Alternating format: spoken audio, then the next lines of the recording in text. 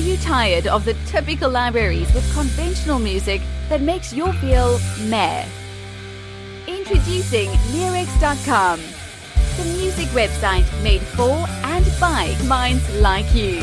Our team are lifelong musicians and producers in love with music. Search the Leerecs music catalogs and find music with guaranteed originality. Mark the difference with music of signature at Leerecs.com.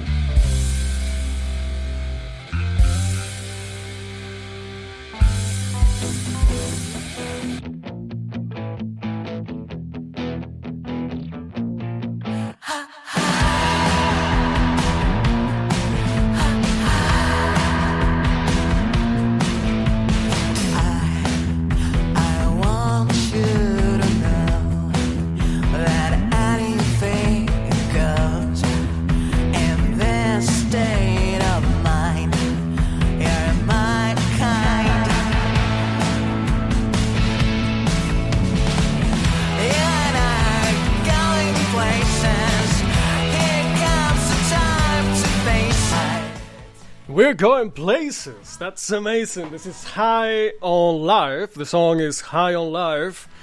And who is this wonderful voice? We have Olya Sonica. Hi, Olya. How's it going? Hi. Hi, Antoine. It's going really good. Thank you so much for playing my song. Oh, it's fantastic. It's a great song. High on Life. This is an amazing title. It makes you wonder, what is it about? Tell us a little bit about your music and yourself. Well, it's High on Life. It's basically, it's what it is. I wrote that song right after kind of like COVID, stopped being crazy. And I felt like we all needed like a little pick-me-up and go like back into just enjoying life and remembering how precious and amazing it is, and just focusing on that. And I watched that same week I was writing that song, I watched a documentary on Oasis playing Knebworth like in 1996 or something, and it was such an amazing live show with like 200,000 people showing up there each day, and it felt so inspiring and like larger than life. So I came home after that watching that documentary, and with all those feelings, I wrote High on Life in about 2 minutes, and it's still, those are the ones that just like come naturally, and you know it how amazing it feels when it does happen, because it's gotta feel amazing. Yeah, tell us about that feeling when everything comes through like that. Tell us try to describe that feeling a little bit. Yeah, for a musician, songwriter, singer, person like I am, it's like there's no better feeling in the world than it's like when you're like soul, your mind, and your heart all come together in one place, and they agree, and that is a very, I don't know, it doesn't happen very often, but when it does, and when you can channel it into your creativity, in my case, it's my music and my songs, it just feels like this cathartic, most amazing, happy feeling, and you want to ride that wave for a while too, like, because you just keep like listening back, and you're like, oh my god, I just did this is amazing, and it's almost like feels like, it's like it comes through you, which I believe in. It's like you're a channel to this, creative explosion. So yeah. That's so true, and we had so many songwriters that feel the same way. It's when it happens, it's like a channeling something. It comes from the universe through you, your transmitter, capacitor. This is incredible. High on Life, excellent story. Definitely need, feeling like that again. And about you, so as you were telling us a little bit earlier, you have a lot of traveling. You're very interesting in life as a musician. Why don't you tell us a little bit what you're going through right now, what you're doing lately, your journey? Absolutely, yeah. So I've been so I moved to the States a few years back, and I moved to New York City. I was a classically trained pianist growing up, and then I was a big fan of rock and roll, and I decided to, to go to New York City. I grew up in Moscow, and I decided to go to New York and learn English so I could write my lyrics in English. And long story short, I got to New York City, and I understood that I was not going back. And okay. I just started navigating. Like, it was kind of a crazy, just like changing my reality, like in that way, because I didn't speak the language, and then I had to. It's just like, when you're being dropped in the middle of the lake and you don't know how to swim, you start swimming. But how long was this ago? How long? Because your English is just fantastic. It's just perfect. When was this? Thank you so much. It was a little like I would say 12 years ago. Oh wow! Yeah. Okay. Well, anyway, look. Yeah. This is incredible. Yeah. Thank you. So basically, I started.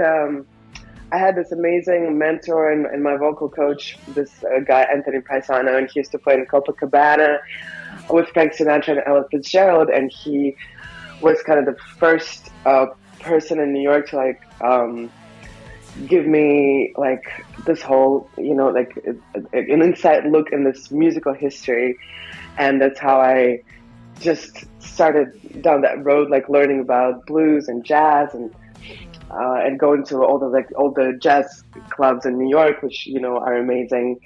And yeah, little by little, I started kind of like experimenting with my own sound, and I started playing in other bands as a keyboard player and a back vocalist and a little guitar, a little bit of everything. And then I went for the first time, I think in 2013. I went and played South by Southwest with a different band. Wow. And I started touring a little bit, and it's just like this thing where like when I, decided to go on this path, it was like basically starting from zero and like being reborn and figuring out like what is your voice, who you are in like through music. So that's what I've been doing this past 12 years. And like I said, I moved to, we spoke earlier, I moved to Los Angeles to work on a couple of different projects, but then COVID happened, which felt like a setback at the moment, but ended up being a blessing in disguise, because I was able to focus on my own craft and on my, like solo situation. And from that, High on Life came, and many other songs, and I reconnected with my New York friend and an amazing musician and a producer, Ben Rice. We have the same musical influences and aspirations, and we connected, and I flew back to New York a year ago, and we recorded High on Life and a couple of other songs. We understood that was something really special, so I kept going back to New York and recording more songs, and got a great support from some people in the community. Started a record label, and we just finished recording an album. We're in the mixing stage right now, but it's coming to you in 2023. 2023. What? Where to get started? Definitely New York has, right? Definitely New York has that energy, special energy. When you mentioned, I knew I wasn't coming back. Well, I think a lot of us went through that. Yeah. Absolutely. And what a climax. What that you discovered that. But talking about your voice, I'm very interested in learning more about that transition from pianist, classical pianist, and begin to sing blues. How is that happening? Yeah. So the thing is, it's very interesting, because even when I was in classical music school, and I was a really good pianist, but I always wanted to like compose and do my own thing. And my Russian teacher back in the day, she hated it. She was just like, stop messing around and learn Tchaikovsky. And I was just like, but look at this chord change and look at this thing. Wow. Like, I was since like I was 8 years old, but I wasn't taken seriously because it was a different, mentality. It was very rigid and very like, like you have to obviously practice and be great at what you do. It's kind of like a whiplash situation. Yeah. And then, so because of that, and because I have this like rebellious nature, I quit music school when I was 12, and I was like, I'm never gonna touch a piano again. Nice. Which I thought, like, then I was like, maybe that was the wrong thing to do, but it wasn't, because if I didn't do it, I wouldn't, have developed my voice as a songwriter and a, like musician of my own. So I have a song called Defiant on this record coming out, because it's kind of like, it describes that I never like wanted to fit in certain situations. I always wanted to discover my own path.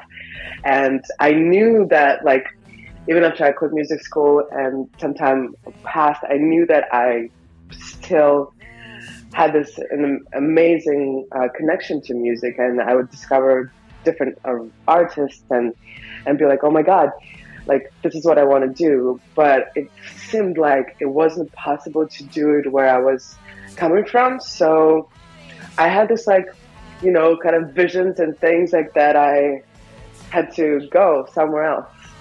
And when I went to New York, I finally like felt like I was where I belong.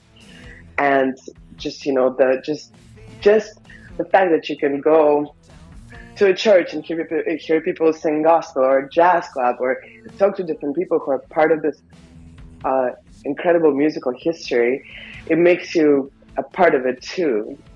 So I think, you just have to go with what captures your imagination and what you truly resonate with and you're passionate about. And if you, sometimes you get off track, but if you keep, stay the course and you keep trying to just like you go one step at a time sometimes, then eventually you'll get where, like, you feel the most authentic self. And that's yeah. Go ahead. Isn't that true? How is it possible? You say rebellious. Yeah, sometimes New York is the home of rebellious. And how is it possible? So far away, that's where you actually feel home. Yeah, it's quite fascinating to be honest. I mean, it was so fascinating to me that I couldn't believe it myself, even though I was doing it. So it was a kind of like a contradictory thing, in which I am learning, because sometimes my intuition and some connection with the universe comes before I even can rationalize it. So I have to kind of follow it, and sometimes I'm like, I don't know what I'm doing, but actually, like, my kind of heart and soul do know what I'm doing. So I play this game. I'm just like, okay, let's just do it. Let's see what happens. But when it feels right, it's like you have to commit to it. That is so profound, and it's so true. Sometimes just follow your intuition, and it's gonna take you where you need to be. That's authentic. That's so right. And going back to your voice, I think you have a very spectacular, different timbre in your voice. Is that natural? Is something you practice? Tell us a little bit about that. The technique. Yeah. Yes, of course. So, like I said, the first vocal coach I had, he was like more of a jazz guy. And then I worked with Craig Derry, who was more in the R&B and soul world. He worked with like Alicia Keys and Maxwell and guys like that. And he toured with James Brown back in the day. And then I was working with Don Lawrence, who's worked with all of the amazing stars, like from Steven Tyler to Lady Gaga. And I was, taking up all of this different vocal practices, and but it wasn't until I really it's interesting because like because I have a different timbre and different voice. For me, it was really hard to relate to female singers per se. So when people would say, "Hey, who do you sound like?" I could never tell. I could never tell them. I mean, a little bit of this and that, but it wasn't like anyone else. And to me, it was kind of a difficulty in a weird way, where like once I learned to appreciate the fact that I sounded so different naturally, and I tapped into that and applied my vocal techniques that I learned from this amazing vocal coaches. Then when it really like clicked, where like it's really important to obviously get the tools to like be able to sing on pitch and have a wider range and all that stuff. But it's also really important to embrace your own unique flavor of your voice. So I think when those two things click, that's where the beauty happens. Yeah, absolutely. And at least my opinion, I mean, what you have is a gift. It's really different, really special. It's beautiful. I appreciate it. Thank you so much. Absolutely, it's fantastic. And it's so hard sometimes for singers to learn to make friends with your instrument, that's the voice that you got. Absolutely, yes. Yes, yeah. It is very true. It's I love the way you put it. Like, make friends with your instruments and the voice that you got, because like and it comes down to so many different things. Because like basically, if we go down to like the core meaning of it, is like your voice is like how you express yourself, right? And if you are not friends with yourself, then it's really hard to express yourself through your voice. So you also have to work on all of these different things and have like acceptance of your own self as an individual, as a person, for being different than others. So I think it's a lot of it is psychology as well. Oh yeah. There's a lot to unpack there. Absolutely. Okay, so for your new record, you said you have something almost ready. It's going to be ready by next year, which is around the corner. Tell us about this record. Whatever highlights you like to share. Yeah, absolutely. So it's a very personal record, but it's also kind of has a very epic and sometimes larger than life sound. And I feel like it has this perfect balance of like highs and lows and just like it has this celebration of life and torment of life all happening in one place. So it'll definitely take you for a ride. It's very cool because some of the songs were written pre-pandemic, some of the songs were written during the pandemic, and a lot of them, like after. So it has this flow of what we've been going through. So I think anyone can relate to the music and to the lyrics. And yeah, I just can't wait to see it, being released into the world. And I can't wait to tour next year because we have some plans that I cannot reveal just yet, but I will be doing some shows in the States as well as the UK, and we're working on some stuff in Europe and things like that. But next single is going to be coming out around February, so be on the lookout. Oh, we will, absolutely will. You got a fun for live with us, and hopefully with a lot of the ones listening to us as well, our audience. It really deserves it. It's wonderful artist and excellent music. Looking forward to that release next year and the new single in February. Okay, Olya Sonica, and tell us, what is your perfect future? What's your perfect future? Perfect future is to tour the world, sing my songs to the people, with the people, and, connect from heart to heart, and maybe, brighten someone's day or give someone a relief, and just have this human connection through music be just the rest of my life. That is fantastic. It's a wonderful goal to aim for. Thank you. Olya, if I may ask you, if you had the chance to give an advice to your younger self, what do you think you'd say? I would say that, first of all, I would show some gratitude and say, you're doing amazing, keep going. But most importantly, eliminate any self-doubt and just really commit to believing in yourself full force, and to let anyone tell you otherwise. That's all. Wonderful. Excellent. Sometimes we need so much those words of encouragement to believe in ourselves. Like you were saying, sometimes you feel that you don't know what you're doing, but internally or above yourself, something larger than you knows what you're doing. And we need those moments of encouragement. Absolutely. Olya Sonica, wonderful privilege. This is a great artist with a spectacular voice. I love the music that you're making, and keep doing it. Thank you so much, Antoine. Pleasure. It means a lot to me.